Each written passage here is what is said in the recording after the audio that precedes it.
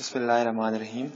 हमारे MCQ session में पहला क्वेश्चन है, voltage across a resistor is measured by a volt meter and shows 1.20 volt on screen. The current passing through the ammeter is 0.48 amperes. What is the resistance of the resistor? So हमें पता है कि V equals to IR। V हमारे पास 1.20 volts है, I हमारे पास 0.48 Ampere's है और resistance हमने फाइंड करना है। So R must be equal to 1.20 divided by 0.48, जो कि हमारे पास आंसर आता है 2.50 इज इक्वल टू R। अब हमारे पास आंसर 2.5 भी है, 2.50 भी है और 2.500 भी है और 2.7 भी है। सो 2.7 इज नॉट द आंसर। और हम देख सकते हैं कि ऊपर वाले तीन ऑप्शंस में हम सिग्निफिकेंट फिगर्स के जरिए से जज करेंगे कौन सा आंसर है। और हमें पता है कि ड्यूरिंग अ कैलकुलेशन जब मल्टीप्लाई या डिवाइड होते हैं दो नंबर्स, तो ये नंबर और ये नंबर, इन दोनों को हम देखते हैं कि इनमें लीस्ट सिग्निफिकेंट फिगर किस वाले में है। तो आप देख सकते हैं कि 0.48 में हमारे पास दो सिग्निफिकेंट फिगर्स हैं और 1.20 में हमारे पास तीन सिग्निफिकेंट फिगर्स हैं। तो least number of significant figures 0.48 में है, तो आंसर में भी दो सिग्निफिकेंट फिगर्स ही होंगे। तो हमारे पास आंसर होगा 2.5 is equal to R। Ohms हमारे पास आंसर है, तो A हमारा आंसर है, करेक्ट ऑप्शन।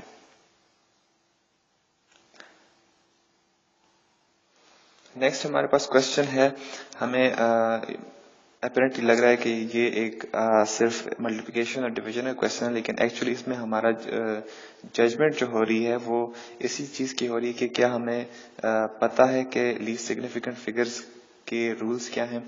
तो हमारे पास सबसे पहले 5.38 into 3.64 into 10 raised to the power 2 divided by 1.336।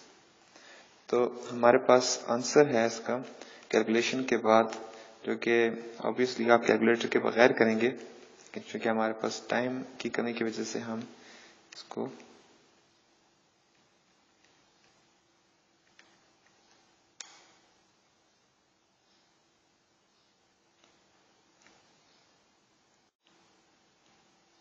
Answer है हमारे पास 1465.8083। राइट। तो जस्ट ओके, सो 5। तो हम देख सकते हैं कि हमारे पास सबसे पहला नंबर जो है हमारे पास 5.38, इसमें कितना सिग्निफिकेंट फिगर्स हैं? हमारे पास तीन सिग्निफिकेंट फिगर्स हैं। दूसरे वाले में भी हमारे पास तीन सिग्निफिकेंट फिगर्स हैं और नीचे जो डिनोमिनेटर में हमारे पास उसमें चार सिग्निफिकेंट फिगर है।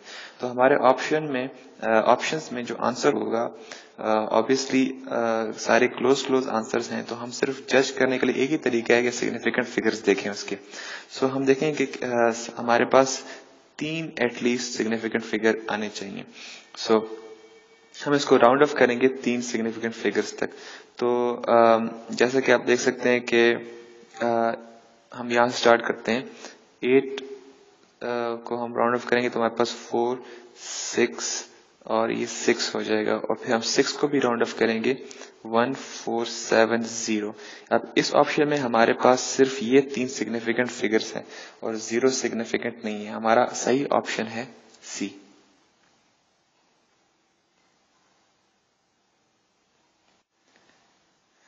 नेक्स्ट क्वेश्चन हमारे पास है, 2 coins and a plate are weighed on 2 different balances. The individual masses of plate measured by an ordinary balance is 500 gram.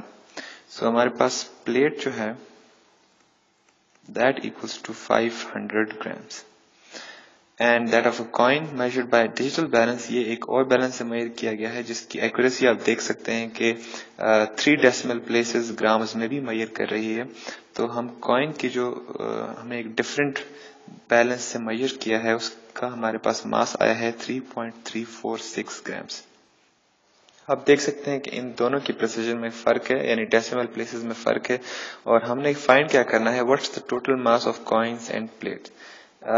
हमारे पास एक प्लेट है और हमारे पास उसके साथ आई गेस 2 कॉइन्स हैं, दैट ऑफ एक टू कॉइन्स हैं, यस हमारे पास 2 कॉइन्स हैं और हमारे पास 1 प्लेट है।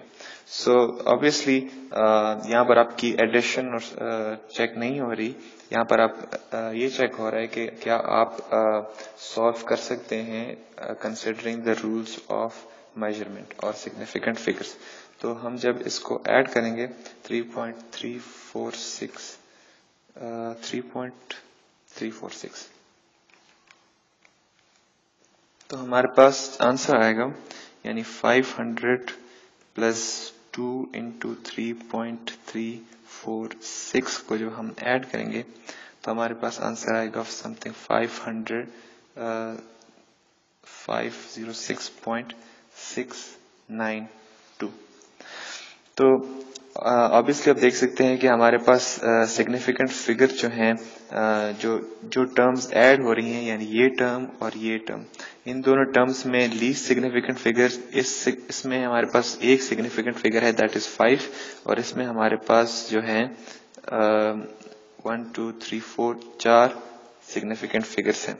सो एडिशन में हम जो लेते हैं आंसर, वो least number of significant decimal places तक लेते हैं, यानी जिस टर्म में सबसे कम डेसिमल प्लेसेस होते हैं उतने डेसिमल प्लेसेस तक हम आंसर लेते हैं। तो चूंकि यहाँ पर देख सकते हैं कि 0 डेसिमल प्लेसेस तक आंसर है इस वाले में 500 में, तो हम इसको 0 डेसिमल प्लेसेस तक राउंड ऑफ करेंगे। तो हमारे पास आंसर आना चाहिए 506.7 बन जाएगा, और उसके बाद इज इक्वल टू 507 ग्राम्स हमारे पास राइट आंसर है। बी हमारे पास राइट आंसर है इस केस में।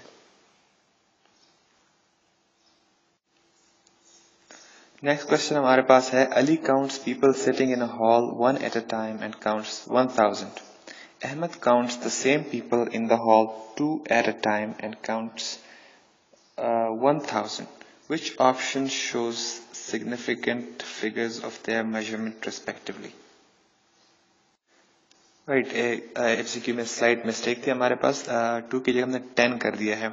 सो अली जो है एक हॉल में जितने भी पार्टिसिपेंट्स हैं बंदों को गिनता है और उसके पास आंसर आता है 1000, लेकिन उसका जो मोड ऑफ काउंटिंग है वो यूनिटरी है, यानी वो यूनिट्स में गिन रहा है, यूनिट, टेंस एंड हंड्रेड्स। तो जो अली काउंट कर रहा है वो पर हेड काउंटिंग कर रहा है, और उसके सिग्निफिकेंट फिगर यानी उसकी मेजरमेंट जो है वो ज्यादा प्रिसाइज है। जिस तरह के एक पिछले एग्जाम्पल में हमने देखा कि एक बैलेंस 500 ग्राम्स तक मेजर कर रही थी और एक जो थी वो 3.346 ग्राम्स तक मेजर कर रही थी। सो इस केस में ये जो मेजरमेंट है ये ज्यादा प्रिसाइज है क्योंकि ये 3 डेसिमल प्लेसेस तक भी काउंट एक्यूरेटली कर रही है, और इस केस में हमारे पास डेसिमल प्लेसेस में कोई काउंट नहीं है।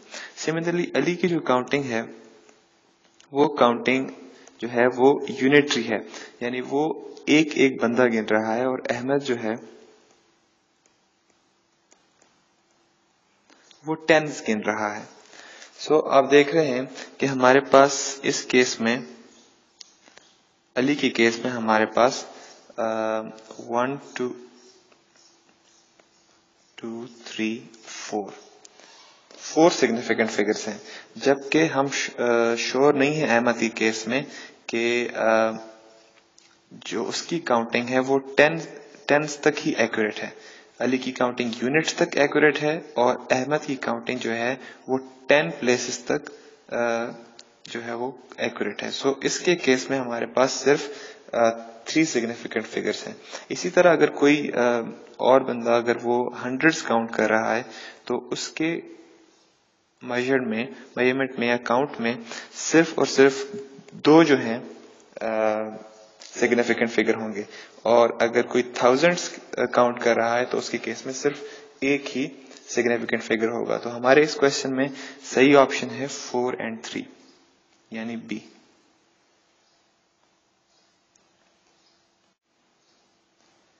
नेक्स्ट क्वेश्चन हमारे पास है, the screen of a digital speedometer shows 0.00 kilometers per hour when the car is at rest.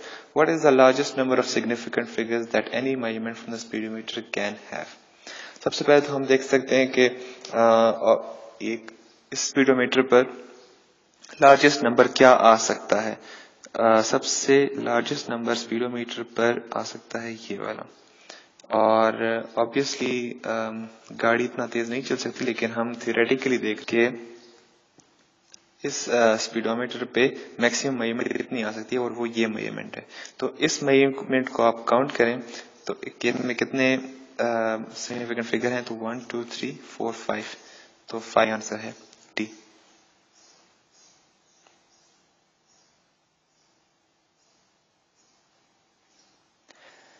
इसमें हमारे पास क्वेश्चन है, how many significant figures the following measurement. हमारे पास मेजरमेंट है 130 मीटर, राइट। अब इस पे हमारे पास जो सिग्निफिकेंट फिगर्स के रूल हैं, में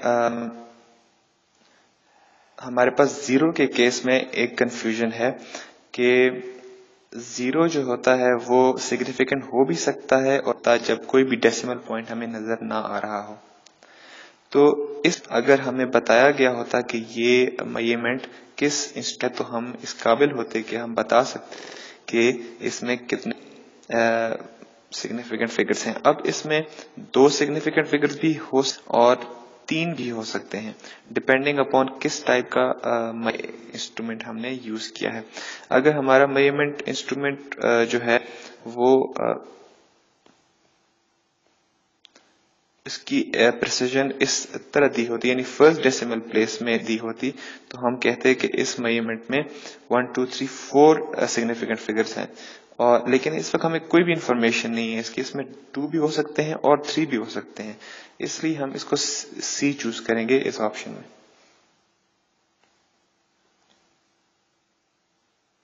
how many significant figures are in 1000 metre. अब आप देख सकते हैं हमारे पास एक डेसिमल पॉइंट है, लेकिन इस केस में हम एग्जैक्टली बता सकते हैं कि इसमें कितने सिग्निफिकेंट फिगर्स हैं। तो पॉइंट से पहले जितने भी हमारे पास डिजिट्स हैं वो सारे सिग्निफिकेंट हैं, जिसका मतलब है कि हमारे पास 5 सिग्निफिकेंट फिगर्स हैं। सी ऑप्शन राइट ऑप्शन है।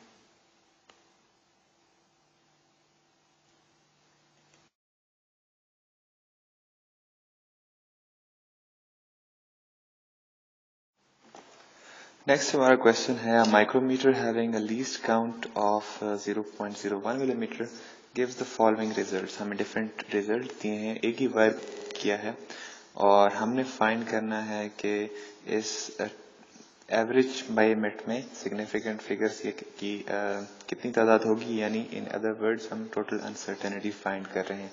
लेकिन इससे हमारे पास एक प्रॉब्लम है कि जब हमने जॉज क्लोज किए उसके माइक्रोमीटर के, तो हमें पता चला कि उसकी रीडिंग उसमें एक एरर है -0.02 मिलीमीटर्स का।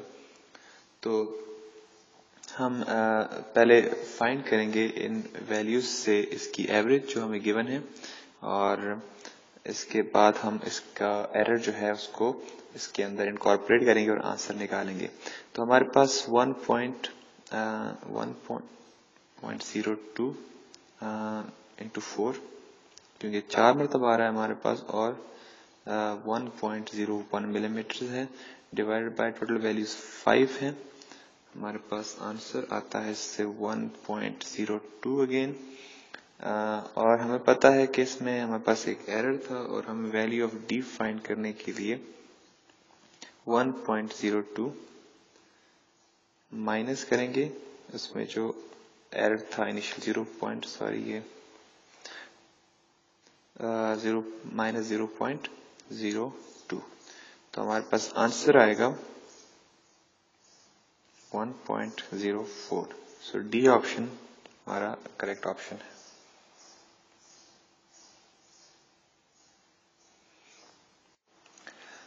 नेक्स्ट क्वेश्चन हमारे पास है वेक्टर्स का, और क्वेश्चन है 500 ग्राम बॉडी, इसका मास को हम फौरन कन्वर्ट कर लेंगे कि मास टाइम कम होता है 0.5 kg, और हमारे पास वेलोसिटी जो है वो हमें वेक्टर फॉर्म में दी हुई है 3 i direction 4 in j direction obviously metres per second.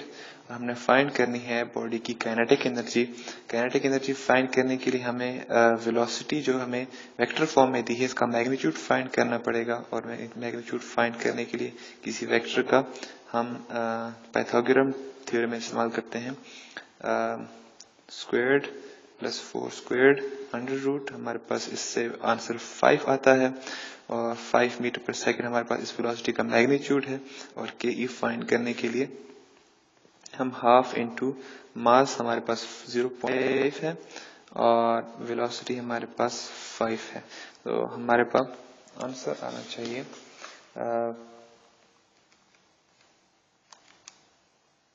1.25 equals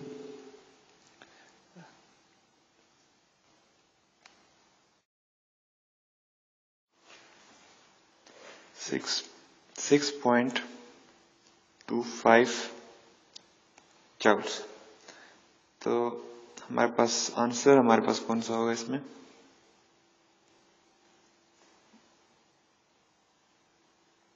A option हमारे पास 6.25 जूल्स है।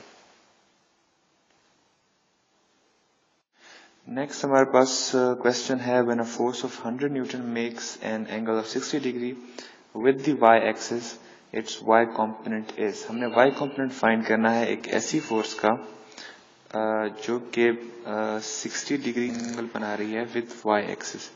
सो ये एंगल जो हमारे पास है ये 60 डिग्री है, यानी वाई एक्सिस हमारे पास ये है, एक्स हमारे पास ये है, और वाई एक्सिस के साथ इस फोर्स ने 60 डिग्री का एंगल बनाया हुआ है। उसका मैग्नीट्यूड जो है वो है 100 न्यूटन्स।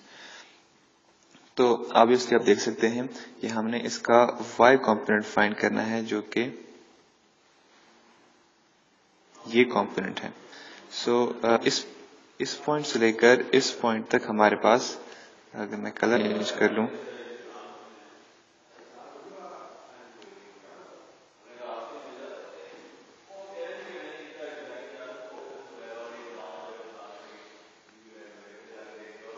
ये रेड डॉट्स के बीच में हमारे पास वाई कॉम्पोनेंट है इसका, और ये फाइंड करने के लिए हम यूज करेंगे Y component is equal to, obviously ये फोर्स का वाई कॉम्पोनेंट है तो F Y is equal to F cos theta इस्तेमाल करेंगे हम। कॉस थीटा हम इसलिए इस्तेमाल करेंगे आपको कंफ्यूज करने के लिए है कि यूजुअली हम y के साथ f sin थीटा यूज करते हैं, लेकिन आप देख रहे हैं कि एंगल y एक्सिस के साथ है। अगर ये एंगल एक्सिस के साथ हमें दिया होता, यानी ऑब्वियसली 30 डिग्री होगा, तो हम y कंपोनेंट फाइंड करने के लिए, ये वाला y कंपोनेंट फाइंड करने के लिए हम साइन इस्तेमाल करते।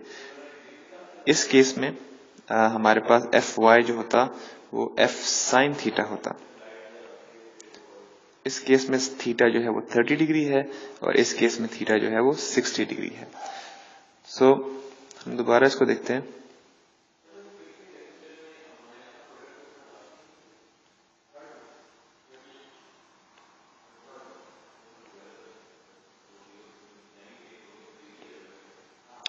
दोबारा ड्रॉ करते हैं इसको। हमारे पास एक्सिस आ गई, और इसके ऊपर एक फोर्स है जो कि 60 डिग्री बना रही है विद वाई एक्सिस। तो हम वाई एक्सिस पे हमारे पास 60 डिग्री बन रहा है, और हमने इसका वाई कॉम्पोनेंट फाइंड करना है जो कि यहां से लेकर यहां तक है। और ये कॉम्पोनेंट फाइंड करने के लिए हम कॉस थीटा इस्तेमाल करेंगे जो कि होगा 100 into cos of 60 degree. Cos 60 हमें पता है कि 1/2 होता है, into 100 is equal to 50 newtons. सही ऑप्शन हमारे पास है सी।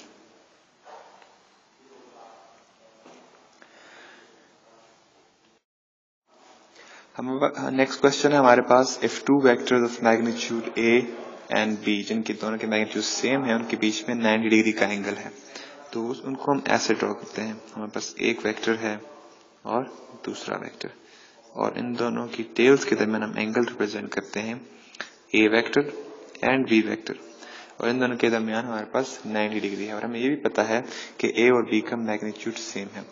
अब नेक्स्ट स्टेप में हमने क्या करना है कि हमसे मांगा गया है इनका रिजल्टेंट। सो हम इसका रिजल्टेंट फाइंड करने के लिए बी की टेल को डिस्प्लेस करेंगे ए के हेड के ऊपर, ए एंड बी, और हमारे पास रिजल्टेंट आएगा ये वाला। अब चूंकि हमें पता है कि ए और बी के मैग्नीट्यूड सेम है, तो हम इसको रिप्लेस कर सकते हैं b is equal to A से। तो हमारे पास रिजल्टेंट आना चाहिए r is equal to A square plus A square under the root, जो कि है 2a square under the root r equals to under root 2a। इस फैक्टर की वैल्यू जो होती है 1.44 होती है, और आप अंडर रूट्स की वैल्यू जो है आपको अंडर रूट 3 की पता होनी चाहिए, अंडर रूट 2 की पता होनी चाहिए, ताकि आप एंट्रेंस टेस्ट में कैलकुलेशन अपनी तेज से तेज कर सकें। सो हमारे पास ऑप्शन है 1.414R, 1.414A, जो कि हमारे पास करेक्ट ऑप्शन है C option. The minimum number of unequal vectors that can result into a zero magnitude resultant is, हमारे पास ये क्वेश्चन है जीरो मैग्नीट्यूड रिजल्टेंट फाइंड करने का।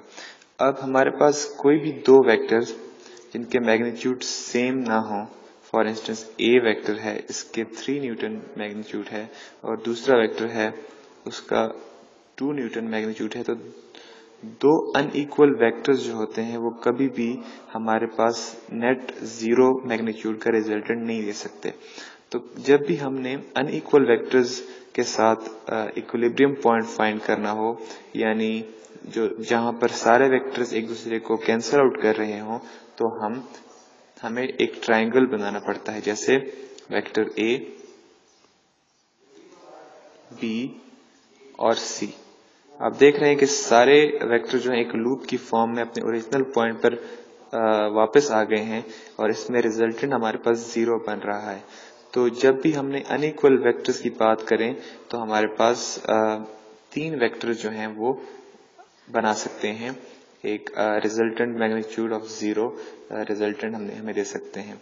अदरवाइज अगर हमारे पास दो इक्वल वेक्टर्स हों, यानी 3 न्यूटन और 3 न्यूटन, तो हमारे पास दो इक्वल वेक्टर्स भी दे सकते हैं। अगर वेक्टर्स इक्वल हों तो हमें सिर्फ दो वेक्टर्स चाहिए होते हैं जीरो मैग्नीट्यूड का रिजल्टेंट ऑब्टेन करने के लिए।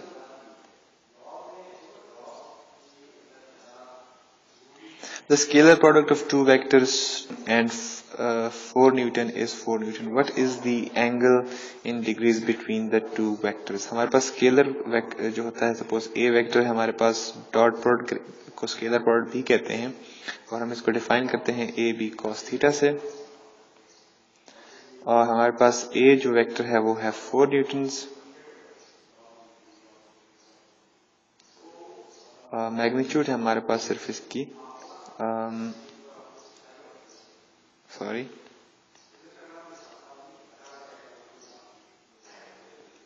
हमें कहा गया है कि स्केलर प्रोडक्ट उनका, यानी ये वाला हमारे पास 4 न्यूटन आंसर देता है हमें, और हमारे पास जो है मैग्नीट्यूड्स भी दिए हुए हैं। ए का मैग्नीट्यूड 2 न्यूटन है और दूसरे का 4 न्यूटन है, और कॉस थीटा, हमने थीटा को फाइंड करना है।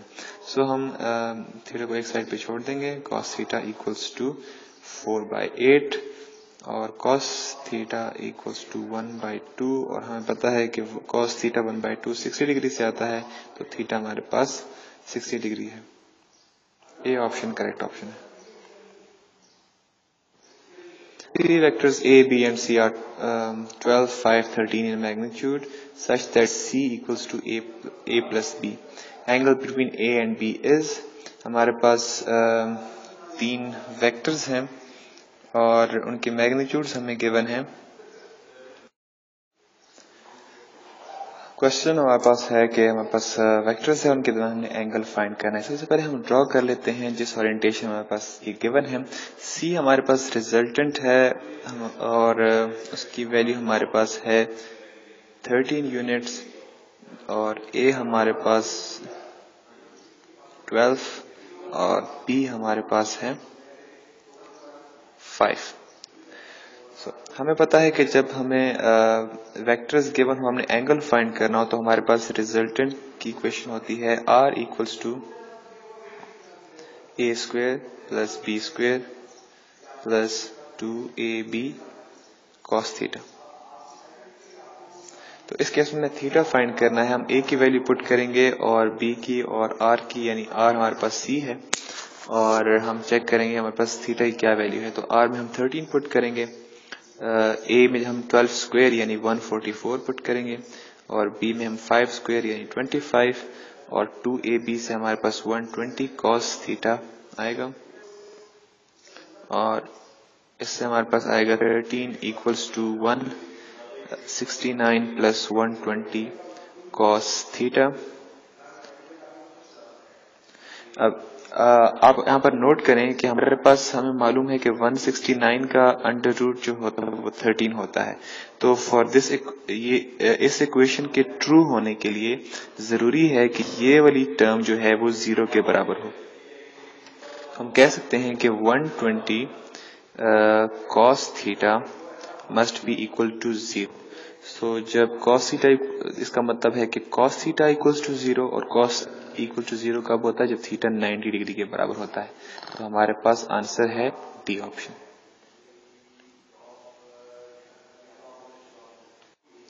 हमारे पास नेक्स्ट क्वेश्चन है A cross B is equal to B cross A. ये हमें एंगल मालूम करना है जिस पे एक कंडीशन ट्रू हो। नॉर्मली हमारे पास जो क्रॉस प्रोडक्ट है वो कम्यूटेटिव नहीं होता, ये हमारे पास माइनस बी क्रॉस ए के बराबर होता है।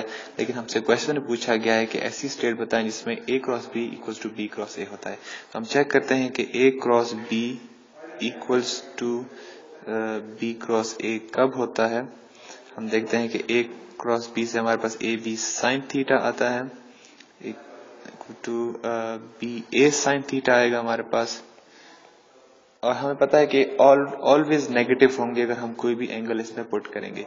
सो द ओनली केस हमारे पास इसमें जिसमें ये इक्वेशन सेटिस्फाई होती है वो साइन थीटा के 0 होने पे होती है। तो अगर हम ए बी के अंदर साइन पाई पुट करें और B A sine pi put करें तो हमारे पास ऑब्वियसली ये दोनों टर्म्स 0 के बराबर आती हैं। तो हमारे पास दोनों इक्वेशन 0 पे सेटिस्फाई होती हैं। तो हमारा सही ऑप्शन है ए।